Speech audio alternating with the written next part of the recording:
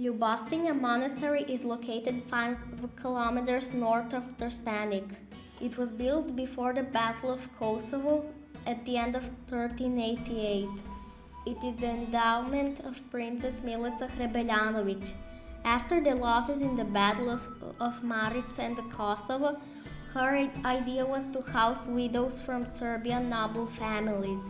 This is how the first women's monastery in Serbia was founded. Princess Milica saw Prince Lazar for the first time at this place. Love was born between them then, hence the name of the monastery, the place of love. In 1392, the princess became a nun in Ljubostinja and spent the rest of her life there together with her friend, the Serbian medieval writer despot Jelena Mrnjavčević. Both were buried in the monastery, where their relics are still today. The monastery was built in the style of the Moravian school. It is recognizable by rosettes, stone decorations in the form of blooming lilies, and other floral forms that symbolize paradise vegetation. Similar to ancient palaces, the frescoes are painted in cool tones. The monastery played a major role during the Austro-Turkish War and the Kocha rebellion at the end of the 18th century, when the monks helped the Austrians against the Turks.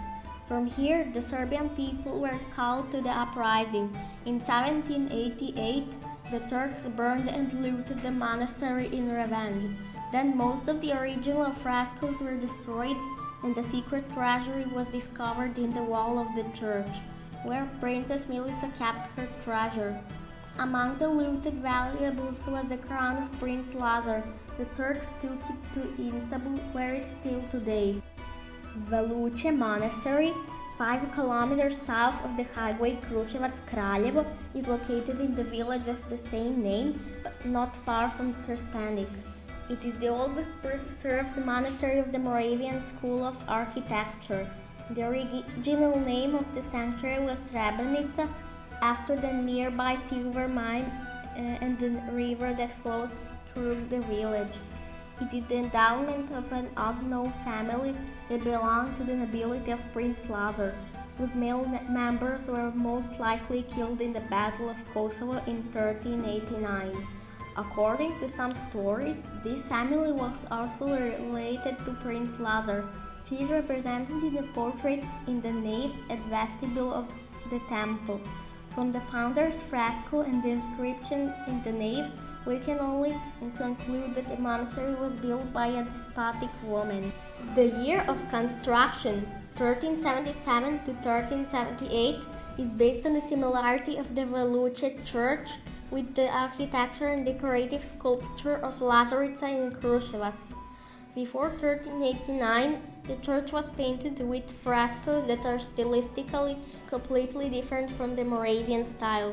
In 1395, the monastery was donated as a gift to the Russian monastery of Saint Panteleimon on Mount Athos. The monastery and its church have been restored and rebuilt several times.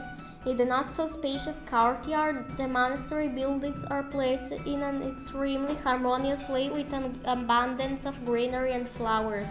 In the immediate vicinity of the monastery, on the territory of the villages of Veluće and Tobolac, there are springs of mineral water that have been known for their healing effects since ancient times.